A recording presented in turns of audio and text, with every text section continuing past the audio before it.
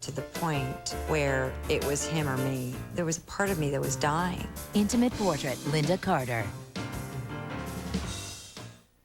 Don't touch that remote. Intimate Portrait, Lynda Carter is next. After Unsolved Mysteries, watch Leslie Ann Warren in the premiere of Willing to Kill at 9 on Lifetime.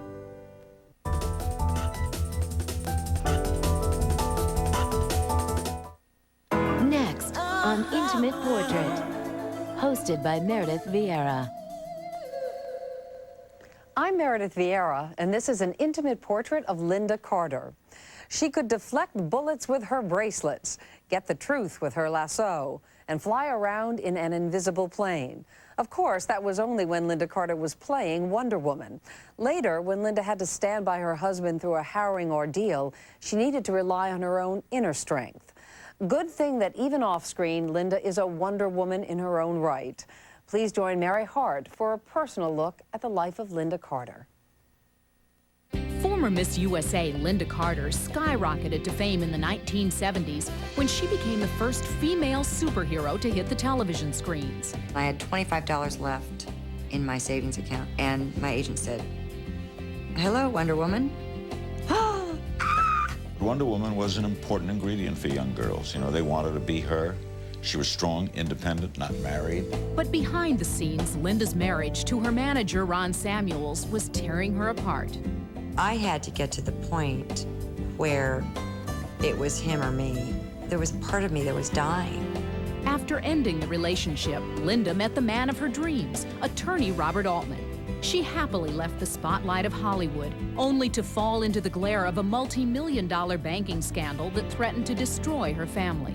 I said, well, Lynda, if for whatever reason the trial goes against us, I'm in prison and you're on the street. I didn't know how our family was going to be or how we could live without Robert.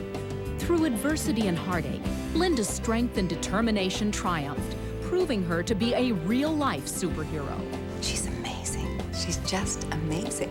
I'm Mary Hart. Please join me for an intimate portrait of a truly wondrous and inspiring woman. My friend, Lynda Carter.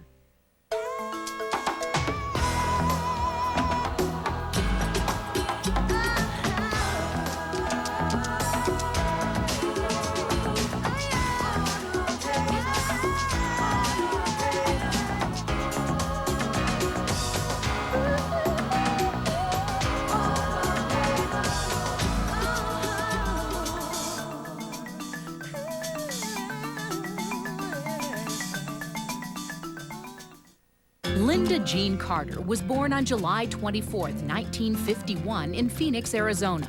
She was the youngest child of 3 children born to Colby and Jean Carter. Growing up in Phoenix was an adventure. We used to get these great picnics together, and we'd find a place on the bank of the Verde River. We'd get these big old inner tubes, and we'd rope them together and just go floating down the river. My father was he just loved driving, and he loved the outdoors. He loved taking us on all those little excursions. While Colby fostered the children's sense of adventure, Jean Carter encouraged their interest in the arts. My mother was the single most powerful influence on my choice of career. She loved music and loved to dance and always had music going. She saw talent in me and encouraged it. My mom would always get us to, all the relatives would gather around and, okay, Pam and Lynda, let's do this skit or do that skit. And so we just had a blast. I think my fondest memories were of my Hispanic upbringing on my mother's side. My mother had 9 brothers and sisters, and all of them had big families. And it was a lot of homemade Mexican food where the kids would be all gathered to sort the beans and to do the masa on the tamales. And there was always music and fighting and lots of laughter and the Latino feel that was just so full of love and warmth and a sense of family. In 1961, at the age of 10, Lynda's home life began to unravel when she realized her parents had grown unhappy in their marriage. Parents had a very passionate relationship, I guess you could call it. Either whether they were getting along or if they weren't getting along. It was very volatile. You know, I can remember at times at night where we would just get in bed together and just hold each other. And when our parents would be fighting at night. My favorite place was the closet in the corner where I could pretend I was lost in a forest. Unable to reconcile their differences, Jean and Colby decided to divorce.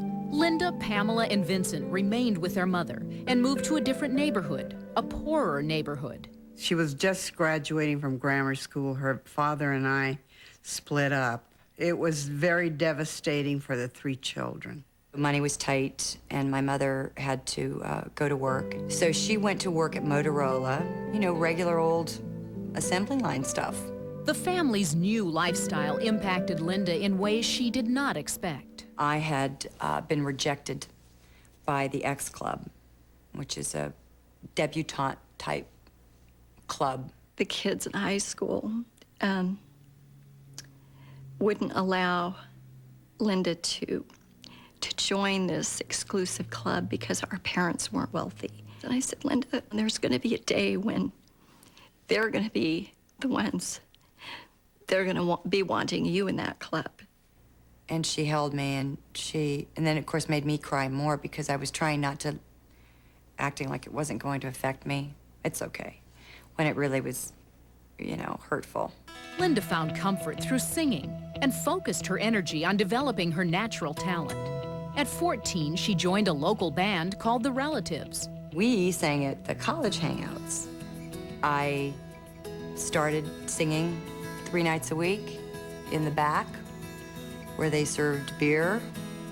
That's the first time I ever really saw her on stage, you know, with a microphone, and it's pretty shocking when you see your sister in heels, you know, with her hair done and standing on stage, and boy, you know, then you really knew that she was going to go somewhere with that. Lynda always did a great job, had a good rapport with the audiences.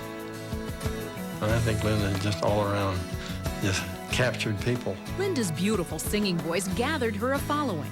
At the age of 17, she joined a band called The Garfin Gathering and went on tour. We went from Phoenix, we went to the Sahara Hotel in Las Vegas. It was great. I knew I was doing what I wanted to do. You got to give my mom some credit for that, and that, you know, she allowed her to pursue her dream, which, you know, is amazing. A lot of parents would not have allowed their daughter to go sing in a nightclub, you know, at 17. She was very level-headed, and she has a good head on her shoulders. There wasn't really anything for me to worry about. I left no room. It wasn't an argument. I guess I seemed capable of taking care of myself. After 3 years, Lynda tired of life on the road and returned home to Phoenix. Her sister Pam suggested she try something new. Miss World USA pageant was coming up in Arizona, and I just encouraged her to try out for it. My mother said, yeah, and you know, pretty soon you'd be too old to do it. You ought to do it now. Here I am, like 20. Lynda entered the Miss Arizona contest, and to her surprise, she won. It wasn't long before she found herself amongst other hopeful contestants from around the country, competing for the title of Miss USA. We were in the contest together, but we really didn't take it very seriously. And many of the contestants were die-hard contestants. They had been in them since they were very young. And Lynda was in it to gain exposure because of her career, and I was in it to get some money to go to school. I was a little intimidated because a lot of these girls had tons of money on wardrobe and had been preparing and had professional manicures and, you know, all this stuff. And I had none of that. We all knew very early on that she was going to win because Lynda has a very strong presence. I can remember Bob Hope saying, well, now when the winner is actually crowned, you need to step this way. And Lynda said, now where do you want me to step? And we all kind of laugh about that. Lynda's optimism was rewarded when she was crowned Miss USA in September of 1972. As expected, she went on to compete in the Miss World competition in London. I went to England, and I didn't win that, which was really good for me. I evidently was just unbearable. I think that I probably went to my head a little bit. She started acting like the Queen of Sheba, you know, when she walked in, and we started bowing down to her. Okay, Queen, what does a queen want? And she quit. With the exposure of 3 pageants under her belt, Lynda set her sights on an acting career and embarked on the adventure of a lifetime. My father had, over all the years of my being on the road, had made me send him every other check that I got. So when I was done, I had a little nest egg in which to move to L.A. Lynda was always a free spirit and made up her mind what she wanted to do, and she did it. 21-year-old Lynda Carter was about to live a dream come true. She could never have imagined what wonders were in store for her next. I didn't know what road I was going to take, but I knew that I simply was going to do it. It wasn't a question of if, it was only a question of how.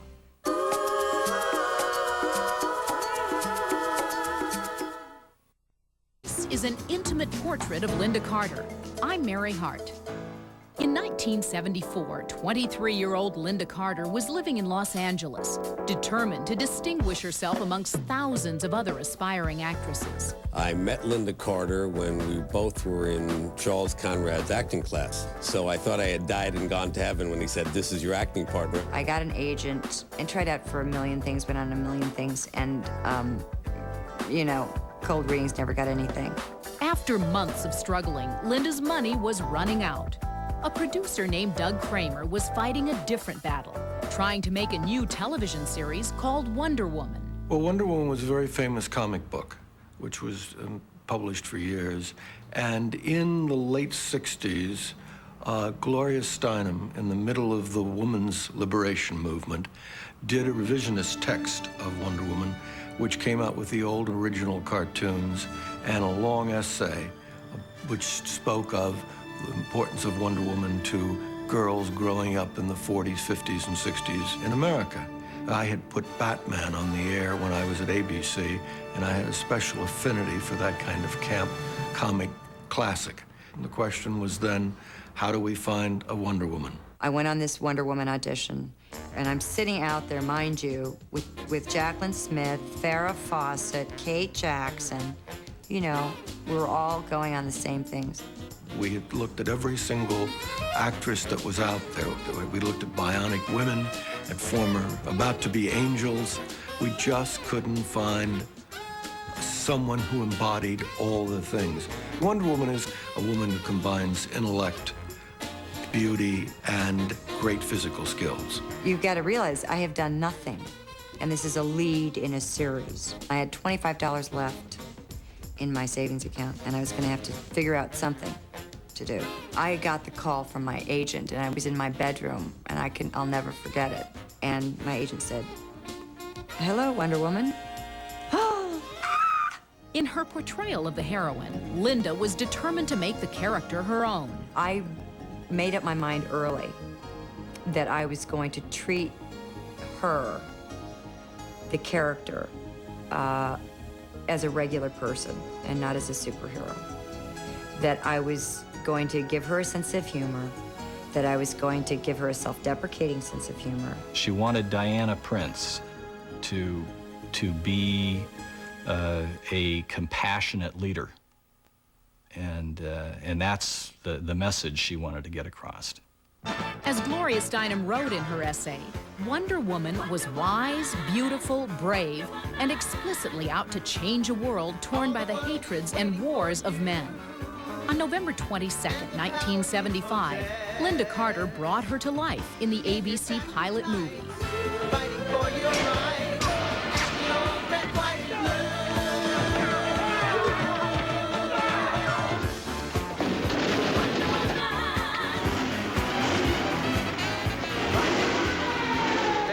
Stand back.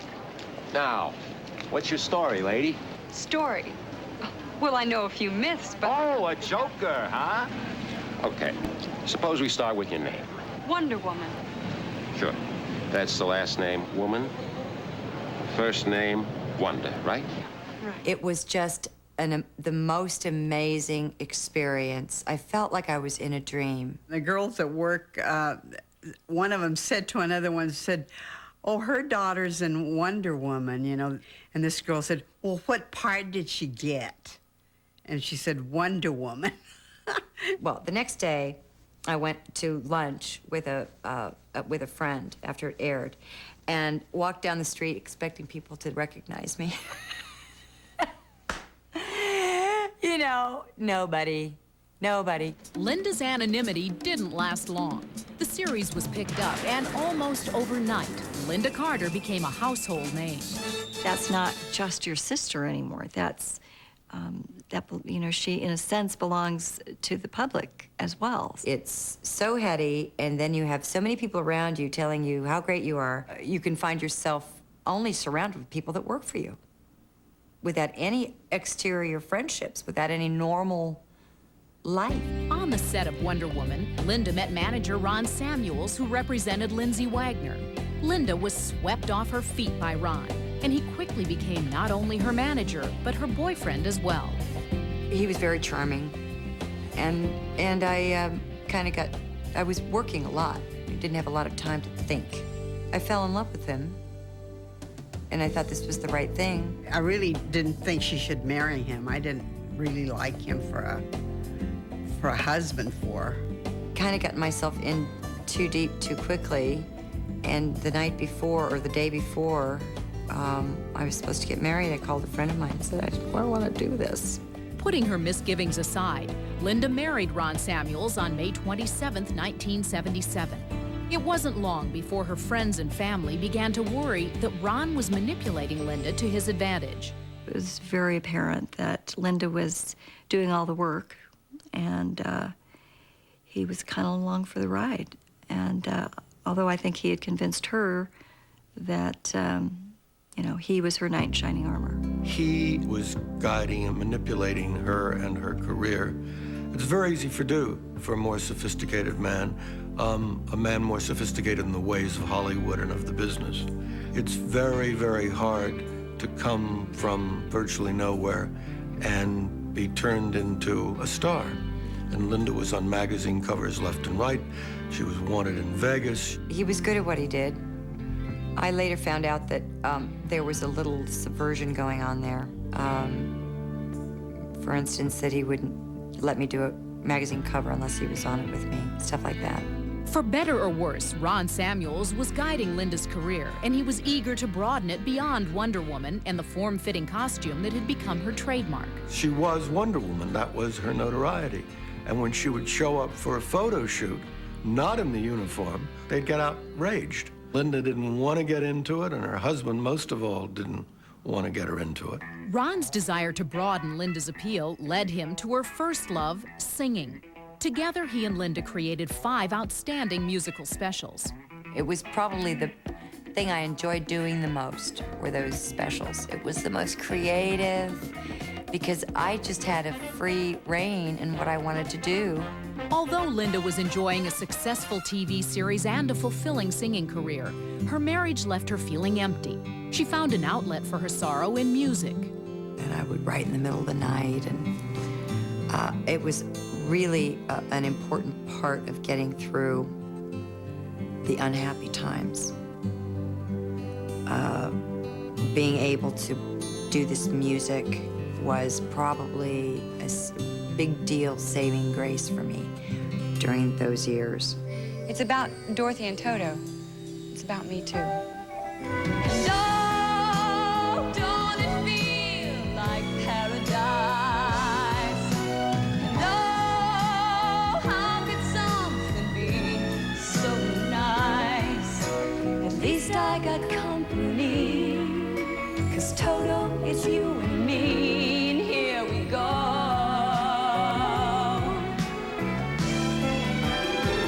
But I wanna go home. I want to go home. I don't like this anymore. All the stuff, and to be so unhappy. I just want to go home.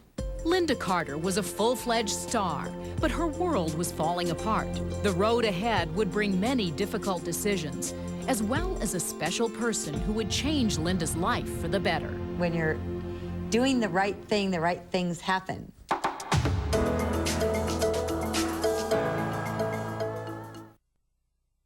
I'm Mary Hart, and this is an intimate portrait of Lynda Carter. By 1977, Lynda Carter was enjoying tremendous success. She'd signed a lucrative modeling contract with Maybelline Cosmetics. I met with the Maybelline people, and I knew a lot about makeup. And it was one of the first forays with an actress by a cosmetic company. Wonder Woman moved to CBS and was updated to modern times. The concept was we're going to do it contemporary.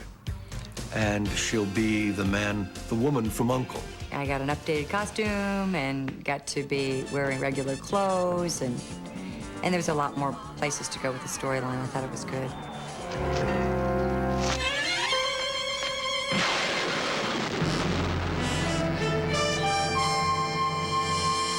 The nuclear power plant. Where is it? It's in the middle of the mountain, surrounded by concrete.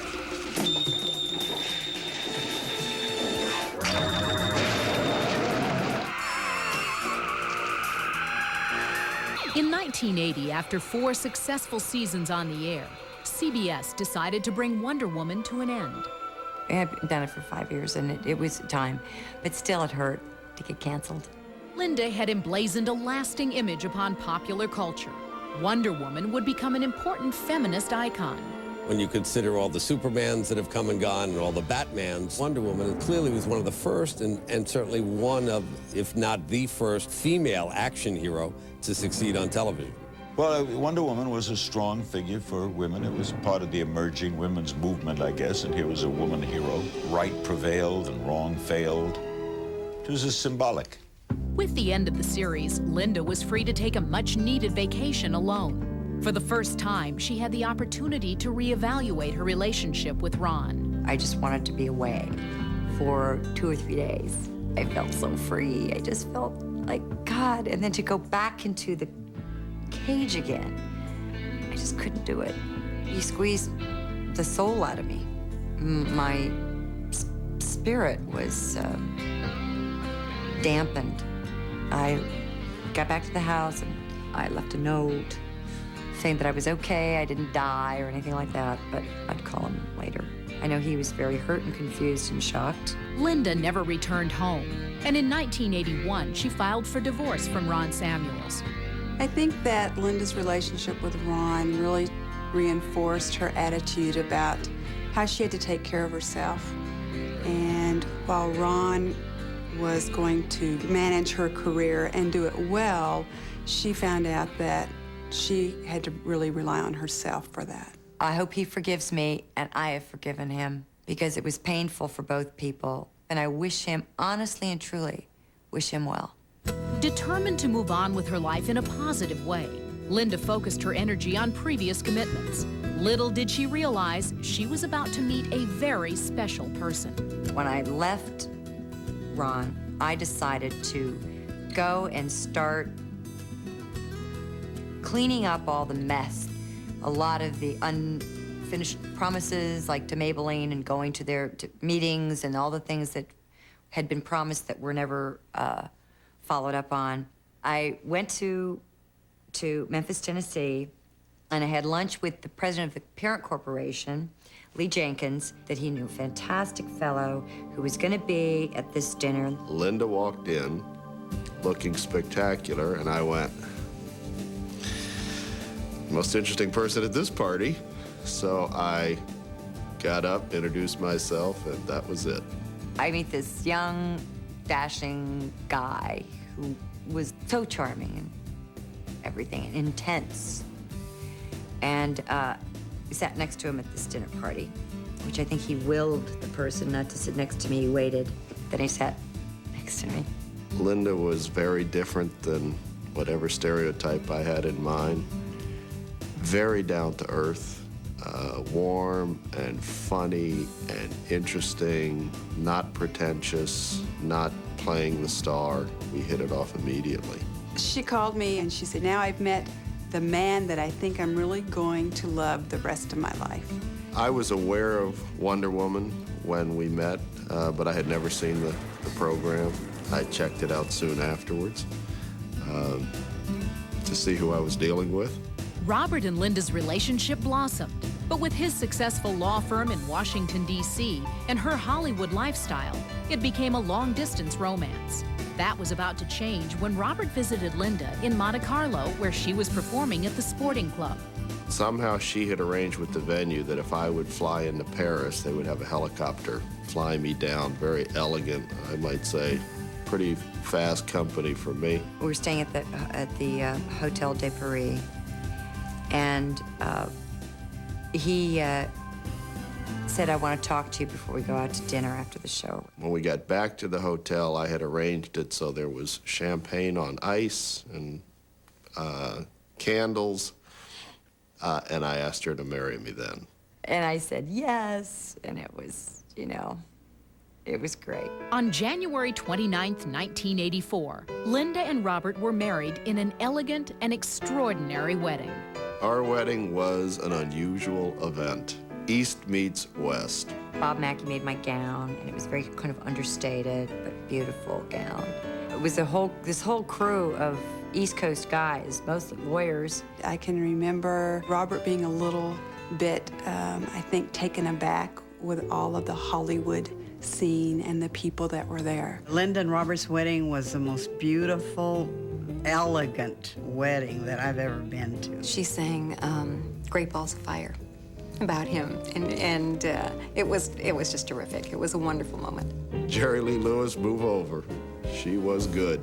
Shortly after her wedding, Lynda accepted the lead in a series called Partners in Crime with her friend Lonnie Anderson. The show was shot in San Francisco. We were both the ex-wives of the detective who was killed in the first episode, and he left us his agency if we remained as detectives together. It was a great experience, really, because of her.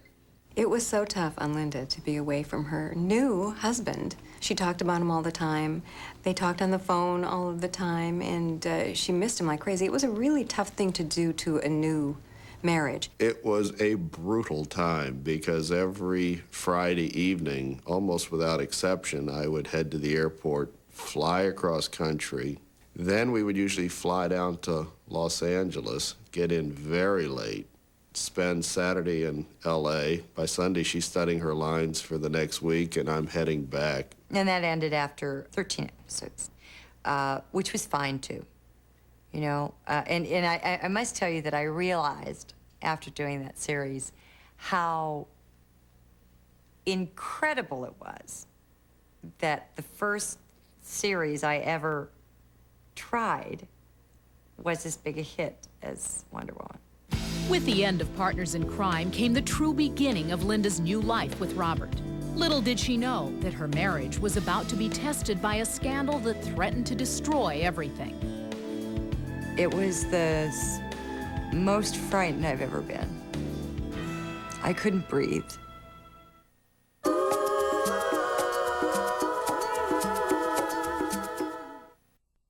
Welcome back to an intimate portrait of Lynda Carter.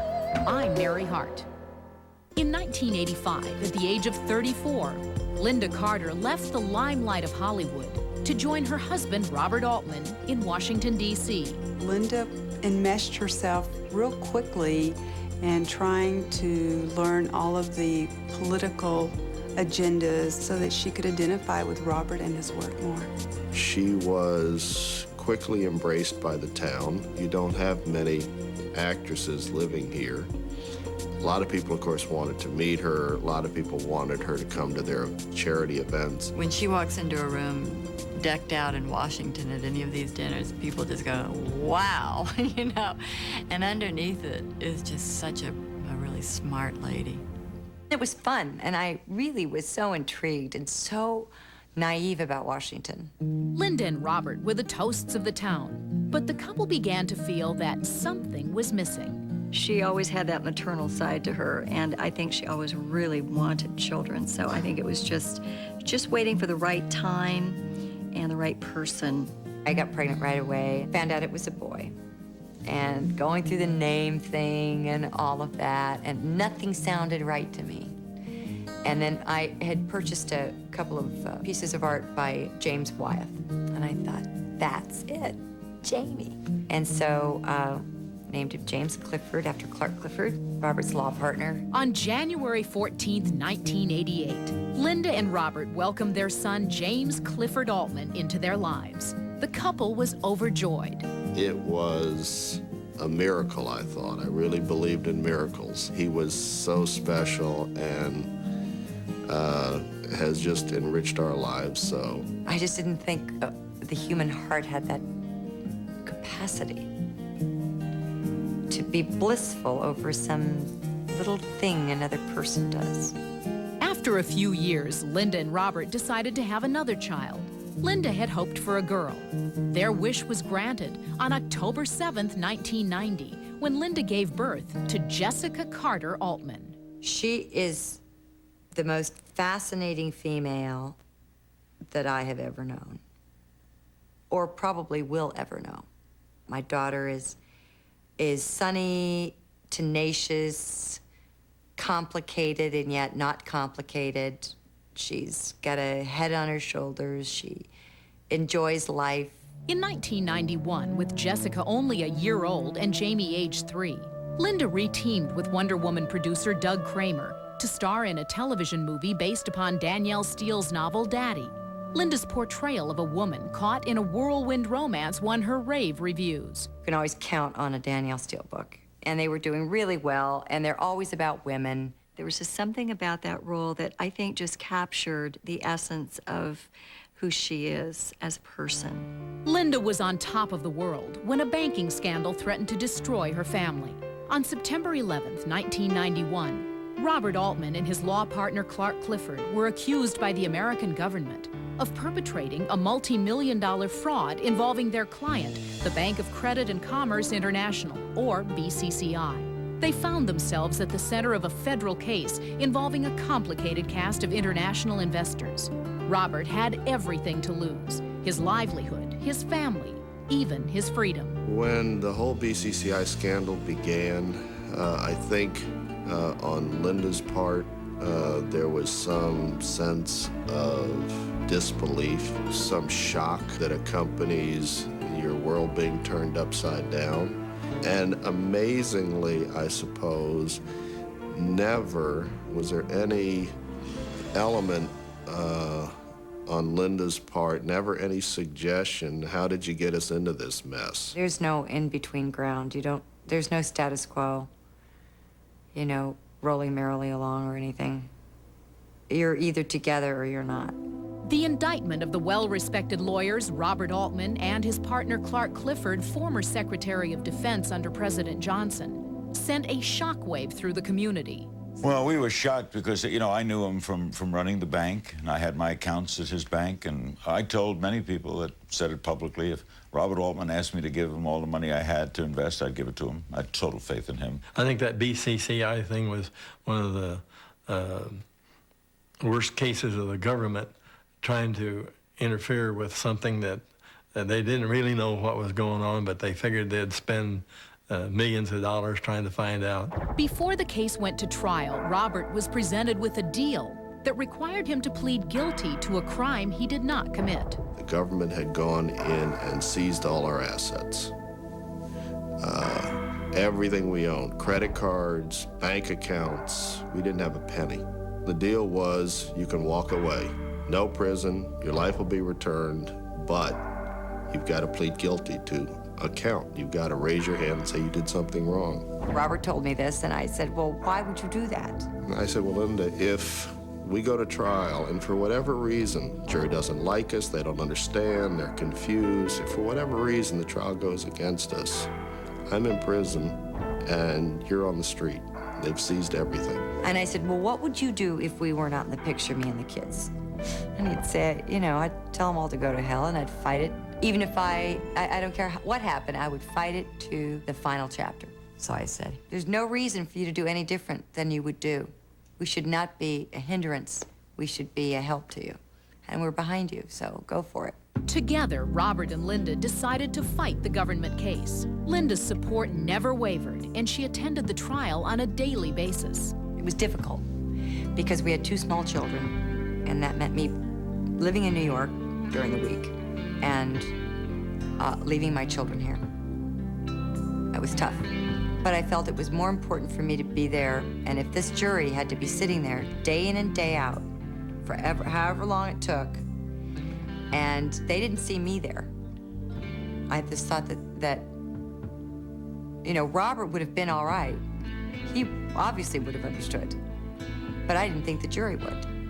So it was a difficult and very trying time, very expensive for the family, and she was incredibly strong. She was Tammy Wynette, stand by your man, you know, and she did. And it was just, gosh, a real soul-searching time when everybody had to draw on every strength within them to get through it, because we just didn't know what was going to happen. I didn't know how our family was going to be or how we could live without Robert. How I could live without him. How could my children live without him? The government put on a 5-month case. We put on a 5-minute defense called no witnesses. Very unusual. The jury retired and came back, and you're asked to stand, you face this jury, and your whole life is going to change one way or another based on what these people say. And all I saw was Robert telling me that no matter what happened, it was going to be okay. I always had faith, as did she, that we would come out the other end and be all right, and I told her that. It's the most terrified I've ever been in my life. And the jury filed in, and they wouldn't look at me. And the foreperson looked at the prosecutor, and she almost spit the words out. She said, "Not guilty." Well, I could have kissed those jurors, of course. Lynda and I were just overwhelmed with feelings of relief, joy, gratitude. I knew it all along, but I didn't know it. I didn't know what was going to happen. And I got one of the first calls from him when the verdict came in, and Lynda was happy and screaming on the phone. He was on the phone with me, but he always had confidence through that too. After the acquittal, Lynda and Robert acknowledged the high profile of the case and appeared on Larry King Live to share their experiences. I think that you really do have to stand strong and stand up for what you believe in, and help your loved one to stand up for what he believes in, and fight this with your whole soul and your whole mind. Did you ever feel like just screaming, which is something no one who knows you could imagine? I did when the verdict came in. You did? You actually did what? Yay? And I let out a scream. It had been 2.5 years, and the nightmare had ended. They're a very cohesive unit. The Carter-Altman marriage, I would be shocked if it didn't last. Lynda had stood by her man and triumphed over the BCCI case. In the coming months, she would revitalize her career in a way that would defy expectation. It was an interesting thing to do, and it was also the taboo that I like to expose.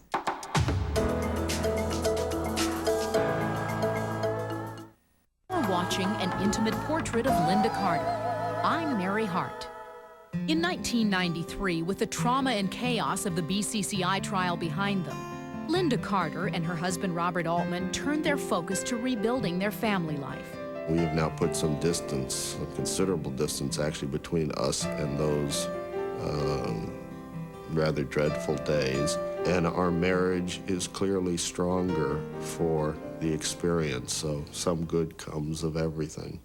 Like any tragedy, and it was a bona fide tragedy in anyone's marriage, you either become stronger or you don't make it. The next year, Lynda was presented with the lead in a new series entitled Hawkeye, to be filmed in Vancouver, Canada. Stephen J. Cannell called and was interested in developing a show for Lynda. And she thought it was an incredible idea because it was a period piece and it was just different than anything she'd ever done before. It was a great character, and And I thought that I could balance this. I have the kids out there for the summer. It was kind of an adventure because of the series. They had built a fort out in the middle of this rugged countryside, so my son in particular loved it. Cannons and soldiers marching about. But with the demands of the series, Lynda realized she was sacrificing time with her family. It was the most miserable time of my life. I have come to the conclusion that I cannot be separated from my family. Family comes first, her children, her husband, vacations. Things are always thought out around how the kids are going to be a part of this holiday. They used to have a great Christmas. They gave presents to everybody who came. They invited the world. The world. I mean, 100 people would be there at Christmas, and the kids would sit around, and they take all these Christmas trees, and it was beautifully decorated, even though he's Jewish. Lynda continued to work, but chose projects that allowed her to maintain time with her family. In 1998, Lynda would break taboos in Family Blessings, a television movie in which she portrayed the love interest of a younger man. It was like a little, shock to her system, in a fun way. Having a romance with a guy that was like 26 or 27 years old. We'd tease Robert, her husband. Well, she's going to work with this, young leading man. Yeah, I have seen every film Lynda has made. I tend to like the ones without the love scenes, but that's just me. And I've always sort of played down this sex symbol thing. I really, if you look back, I really have avoided it and tried to play realistic ages for my characters. I'd much rather grow old gracefully. Even with her busy career, Lynda finds time to actively participate in many charities. The great thing about Lynda is you ask her to help you with a project, and she's sure, absolutely. If she believes in something, she's there. Lynda has been active in Race for the Cure from the beginning, the Komen Foundation for breast cancer. Any women's health issue, Lynda's testified on the Hill, supporting funding for research on women's health at NIH. Lynda has just this innate sense of a giving and loving heart. And everyone will tell you that. And there's just a strong sense of goodness that I have grown to really appreciate in my life. Young girls look up to her to this day. She still gets a lot of letters, and that means a lot to her, that she can show young girls that a woman can be beautiful and strong and intelligent and embody a whole series of admirable qualities. I wish everybody could know her apart from the camera, because she is the funnest person you could possibly. She has the greatest sense of humor. Lynda Carter followed her dream and found stardom. But along the way, she discovered her heart's true desire. Today, the warmth and laughter of her children and the happy home she shares with her husband, Robert, are her real fulfillment. I'm still working, I do a couple movies or a movie every year, and it's plenty right now. Because I don't want to miss these moments with my children. Because all life really is just one giant moment, an eternal moment. I want to try to feel my feet on the ground and my butt in the seat and the way that I feel, and really be here in the moment and try to give that energy and that life in everything I do. Wonder Woman was one of the first female TV characters who relied on her smarts and strength more than her sex appeal. With that role, Lynda influenced a generation of women who learned from her to be self-reliant and strong. Though it has been more than 20 years since the show aired, Lynda is still seen as a superhero. I have more than Wonder Woman, though, says Lynda. I have love and 2 beautiful children. Sounds pretty wonderful to us. For Intimate Portrait, I'm Meredith Vieira.